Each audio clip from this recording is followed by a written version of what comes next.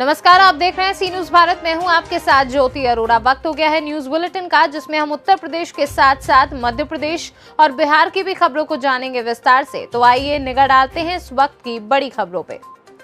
बदायूं जिले के थाना वजीरगंज क्षेत्र के ग्राम पंचायत रहेडिया में शोभा राम शाह के हायर सेकेंडरी स्कूल में स्काउट गाइड का आयोजन किया गया। बताते चले शोभा राम शाह के higher secondary school Rahedia Wazirganj Budaun बता दें कि 4 दिवसीय स्काउट गाइड शिविर का आयोजन हुआ, जिसके स्काउट गाइड प्रशिक्षण अनेक पाल सिंह शाह के द्वारा प्रारंभ किया गया। बदायूं से सीनू संवाददाता चंद्रकांत की रिपोर्ट। छत्तीसगढ़ में शिव पुराण को हिंदू धर्म ग्रंथों के 18 पुराण शैली में से एक माना जाता है और शैव धर्म साहित्य संग्रह का हिस्सा भी। श्रद्धालुओं ने बताया कि शिव पुराण भागवत कथा का आयोजन सोनकलिहारी परिवार द्वारा बालोद जिला मुख्यालय से लगभग 7 किलोमीटर की दूरी ग्राम कोहंगा टोला में भागवत आचार्य पंडित हलदरनाथ के मुखरबिंद से हो रहा है, जिसमें सुनने को मिला कि शिव केंद्रित ब्राह्मण आध्यात्मिक पौराणिक कथा, देवताओं के बीच भक्ति संबंध, अमर कथा जैसे विषय शामिल रहे। ये पाठ शैववाद के साथ धर्मशास्त्र पर ऐतिहासिक जानकारी का एक महत्वपूर्ण स्रोत है। शिव पुराण के सबसे पुराने अध्यायों में महत्वपूर्ण वेदांत दर्शन है। सभी पुराणों में शिव पुराण को सबसे महत्वपूर्ण माना जाता है। इनमें भगवान शिव के कल्याणकारी स्वरूप के गुणगान, उनकी पूजा और निराकार स्वरूप प्रतीक शिवलिंग की उत्पत्ति समेत अन्य चीजों पर चर्चा की गई। शिव पुराण जो है भगवान शिव के मन का है। शिव कुमार पुराण के माध्यम से हमारी जो भारतीय संस्कृति है उसका प्रचार प्रसार है।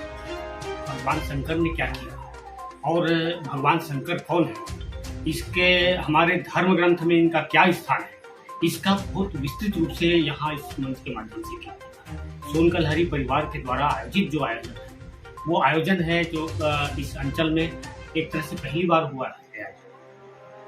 ये जो आयोजन है इसमें पार्थिव लिंग पूजा से प्रारंभ होकर सुंदरकांड और दुर्गा सप्तशती के साथ में भगवान शिव की अमर गाथा को इस मंच के माध्यम से कथा श्रवण करने का अवसर हम सभी को मिला है।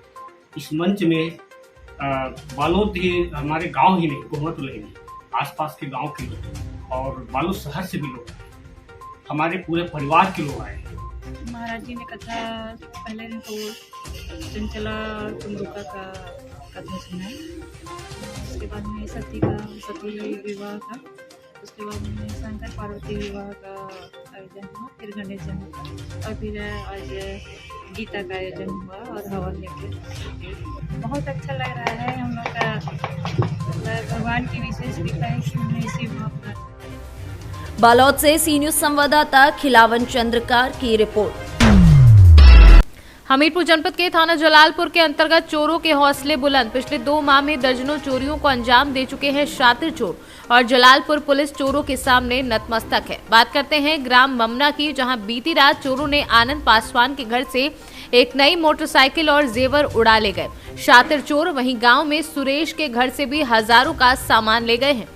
हमारी गाड़ी उड़ गई चोरी से, गेट लगो तो हम भीतर को बाहर को हम परे रहे चारों लोग, हमने जान नहीं पाओ। हमारे भीतर से हमारी बहू को जेवर चलो गो, बहू लड़का को जानू कितना चलो गो।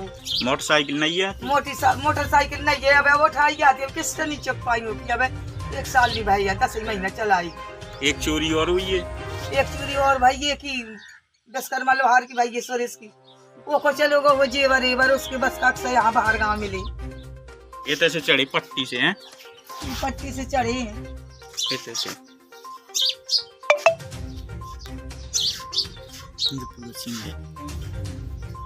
हमीरपुर से सीनू संवाददाता समर रिजवी की रिपोर्ट। हमीरपुर में 50,000 नकदी सहित सोने चांदी के जेवरात ले उड़े चोर। इस बार चोरों ने राजू यादव के घर को बनाया निशाना। पूर्व में भी थाना जलालपुर के अंतर्गत ग्राम ममना में हुई थी 2 चोरियां, जिसका अब तक खुलासा नहीं हुआ है। अब जलालपुर थाना क्षेत्र में चोरों का आतंक है। बीती रात 2 जगह दिया चोरी की घटना को अंजाम। हमीरपुर से सीनू संवाददाता समर रिजवी की रिपोर्ट। हाथरस जिले में आज मंगलवार को आजादी के अमृत महोत्सव के अंतर्गत अंतर्राष्ट्रीय महिला सम्मेलन का कार्यक्रम ब्रह्म कुमारी सादाबाद द्वारा आयोजित किया गया शिव शक्ति भवन पर यह कार्यक्रम संपन्न हुआ। कार्यक्रम का शुभारंभ ब्रह्म कुमारी राधा बहन ने एक नारी शक्ति के ऊपर सुंदर कविता नाज है मैं नारी हूँ ब्रह्मा की कुमारी हूँ प्रस्तुत की। इस अवसर पर ब्रह्म कुमारी कमलेश बहन, रमा बहन, पूरन देवी, कमलेश वर्मा, बेबी बहन, देवकी बहन समेत अन्य लोग उपस्थित रहे। आपका नाम बहन जी? मेरा नाम ब्रह्मा कुमारी भावना है। आपने ये जो महिला दिवस का कार्यक्रम किया है वो किस उपलक्ष्य में किया है? ये अंतर्राष्ट्रीय महिला दिवस है आज, और महिलाओं को सशक्त बनाने के लिए ये कार्यक्रम रखा गया है कि महिला जब जग जाएगी स्वर्ग धरा पर लाएगी। नारी एक महान शक्ति है। नारी चाहे तो संसार को स्वर्ग बनाए और नारी चाहे तो संसार को नर्क बना सकती है। उसी उद्देश्य को लेकर के कि नारी सशक्त कैसे बने, उसके लिए कार्यक्रम रखा गया है। धन्यवाद। हाथरस से सी न्यूज संवाददाता प्रशांत अग्रवाल की रिपोर्ट। पट्टी कोतवाली क्षेत्र के नेवादा गांव में बच्चों के विवाद को लेकर आरोपी पड़ोसियों ने एक परिवार के 2 लोगों को जख्मी कर दिया। इस संबंध में पीड़ित ने पट्टी कोतवाली में तहरीर दी है। कोतवाली क्षेत्र के नेवादा गांव के रहने वाले जिम्मेदार पत्र दिलावर ने तहरीर देकर बताया कि सोमवार को शाम 6 बजे बच्चों के विवाद को लेकर उसके पड़ोसी आधा दर्जन लोग एक राय होकर गाली देने लगे। मना करने पर मारपीट पर उतारू हो गए। अपनी जान बचाने के लिए जब पीड़ित घर में भागा तो आरोपी घर में घुसकर उसे जमकर मारने पीटने लगे। बीच बचाव करने आए बेटे जान मोहम्मद को भी आरोपियों ने पीटकर घायल कर दिया। इस मामले में मंगलवार को कोतवाली पहुंचकर आरोपियों के खिलाफ कार्रवाई की पीड़ित ने मांग की है। पिता का जान मोहम्मद, गांव नवादा। क्या मामला हुआ है कोतवाली आए हैं? कोतवाली आए कल साहब की नाशे में दरवाजे पर चढ़ के मार की। किस लिए मारपीट की है, क्यों की है, क्या विवाद था? बच्चों से बात विवाद थी। अच्छा, बच्चों के विवाद में। हाँ, किससे विवाद था? मुक्खन से और उनके भाई मुख्तार से। कितने लोग थे मारने में? मारने में साहब बिल्कुल है 12-13 आदमी थे। कितने लोगों को चोटें आई है? बस ये जो सामने खड़े हमारे 6 आदमी चोट आए। ये महिला क्या नाम है? अक्सरी। इनके पति क्या? हैदर। हैदर। आपका? अकबर। अकबर। पिता का? दिलावर। आपका? इनके पिता का? हैदर। हाँ? जमींदार। आपके पिता का? प्रतापगढ़ से सी न्यूज संवाददाता रोहित जायसवाल की रिपोर्ट। शाहजहांपुर में आम आदमी पार्टी ने मध्य प्रदेश सरकार की जन विरोधी नीति और प्रस्तावित बिजली दाम वृद्धि के खिलाफ कलेक्ट्रेट में ज्ञापन नायब तहसीलदार को सौंपा और मांग की है कि बढ़ी हुई बिजली वृद्धि दर वापस ली जाए, नहीं तो जनहित में उग्र आंदोलन किया जाएगा। आम आदमी पार्टी के राजेश सिसनोरिया ने बताया कि मध्य प्रदेश की जनता इस समय घोर महंगाई की मार से परेशान है। डीजल पेट्रोल से लेकर हर खाद्यान्न के दाम आसमान छू रहे हैं। मध्य प्रदेश की भ्रष्ट बिजली कंपनियों द्वारा पहले से गलत और बढ़े बिलों से जनता का शोषण किया जा रहा है। मध्य प्रदेश से खरीदी हुई बिजली दिल्ली में 300 यूनिट फ्री दी जा रही थी, तो मध्य प्रदेश में फ्री क्यों नहीं? अब सरकार में किसानों के लिए 11% व घरेलू उपभोक्ताओं के लिए 10% वृद्धि कर मध्यम वर्ग, मजदूर, बेरोजगार और किसान सभी को चोट पहुंचाई। आम आदमी पार्टी इस प्रस्ताव की घोर निंदा करती है और वह प्रस्ताव को तत्काल वापस लेने की मांग करती है। मध्य प्रदेश शासन के द्वारा मूल्य वृद्धि की गई है बिजली पर। किसानों पर 11% और घरेलू बिजली पर 10% ये वापस ली जाए, क्योंकि आप जानते हैं पिछले 2-3 साल कोरोना काल में चले गए और अभी भी लोगों की कोरोना काल से कहीं न कहीं जो कमजोरी है वो बनी हुई है। बेरोजगारी चरम सीमा पर है। ऐसे में ये मूल्य वृद्धि कहीं न कहीं किसानों और आम आदमी के लिए घातक है। आपने देखा कि हर महीने, हर सप्ताह 3-4 लोग आत्महत्या कर रहे कहीं न कहीं इस महंगाई की वजह से। तो शाहजहांपुर से सी न्यूज संवाददाता राजकुमार धाकड़ की रिपोर्ट।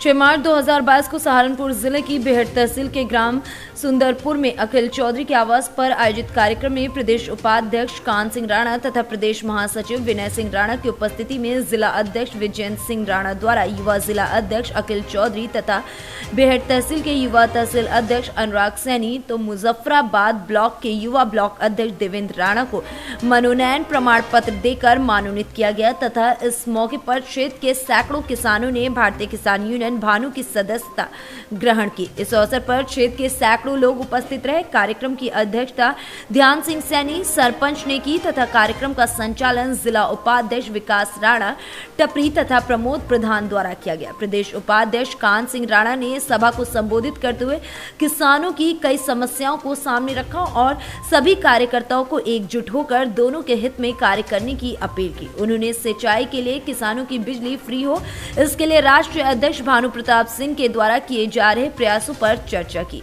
युवा जिला अध्यक्ष अखिल चौधरी ने बताया कि मैं किसानों और मजदूरों की समस्याओं को उठाने के लिए किसान यूनियन से जुड़ा हूं और अब मजदूरों और किसानों की समस्याओं को समय समय पर उठाता रहूंगा। किसान यूनियन भानु की यहाँ मीटिंग इस उपलक्ष्य में हुई। पहले तो मेरा परिचय, कान सिंह राणा, प्रदेश उपाध्यक्ष भारतीय किसान यूनियन भानु। आज जो है हमारे जिला अध्यक्ष जी ने युवा टीम का यहाँ गठन किया है, जिसके उपलक्ष्य में अखिल भाई को जिला अध्यक्ष, जिला प्रकोष्ठ नहीं, युवा जिला अध्यक्ष मनोनीत किया है और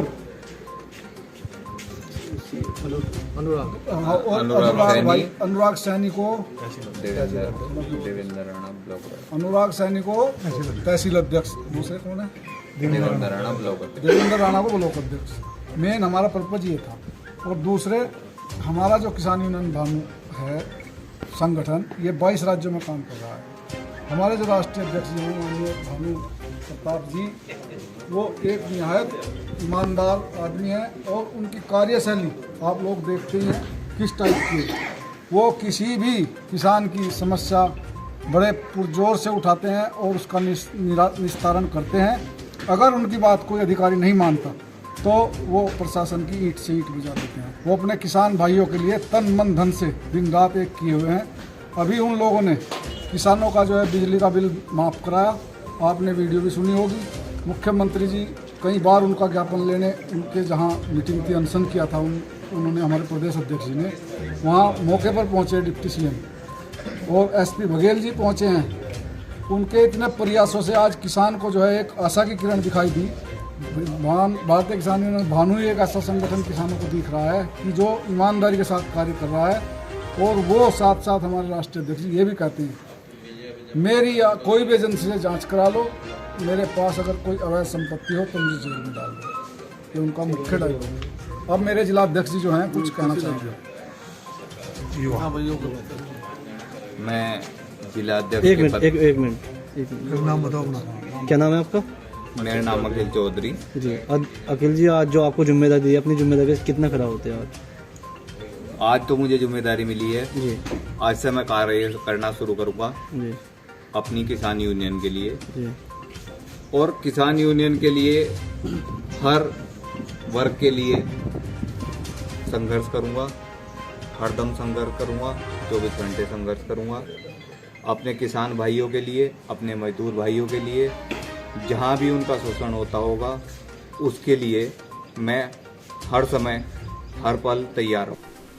सहारनपुर से सी न्यूज संवाददाता आसिफ खान की रिपोर्ट।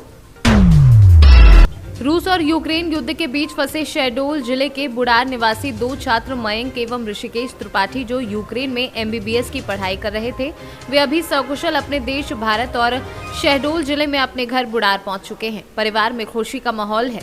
लगातार युद्ध जारी है और युद्ध का आज 12वां दिन है।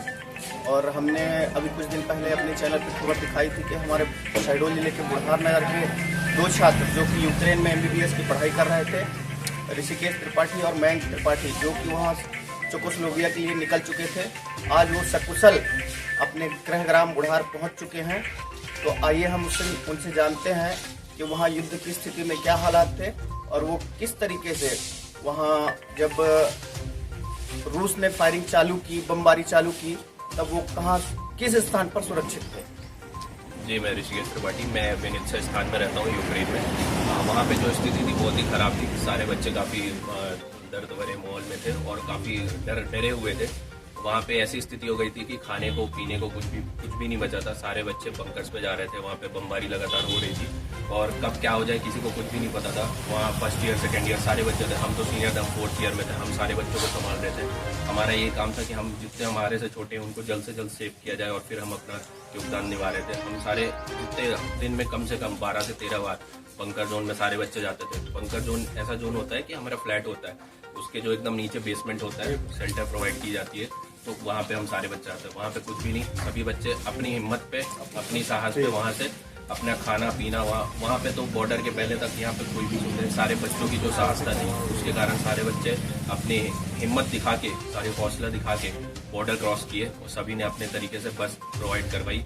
बस खुद से हमने अरेंज करवाया, खुद 50 बच्चों का, फिर बॉर्डर तक हमने क्रॉस किया, बॉर्डर के बीच। और काफ़ी खतरनाक सिचुएशन थी, बगल में ब्लास्ट हो रहे थे और 20 किलोमीटर दूर एक दिन पहले ही विनित्सा में ब्लास्ट हुआ था, जिसके कारण सारे बच्चे काफ़ी खतरनाक माहौल में थे। और उसके बाद सारे बच्चों का बस यही प्रयास था कि हम जल्द से जल्द बॉर्डर तक पहुंचे और बॉर्डर पहुंच के सारे सेफ हों, क्योंकि उस समय ऐसा हो रहा था, सारे पेरेंट्स काफ़ी पैनिक थे। तो कंटिन्यूस कॉल और घर पे भी जो सिचुएशन थी बहुत ही खतरनाक थी, क्योंकि हम तो वहाँ पे थे, हमको पता थी सिचुएशन जो, बट पेरेंट्स थे, तो सबसे ज़्यादा पैनिकिंग जो था वो पेरेंट्स के लिए सिचुएशन था, क्योंकि उन्हें नहीं पता, जो न्यूज़ दिखा रहा था उनके लिए काफ़ी गंभीर वाला माहौल था।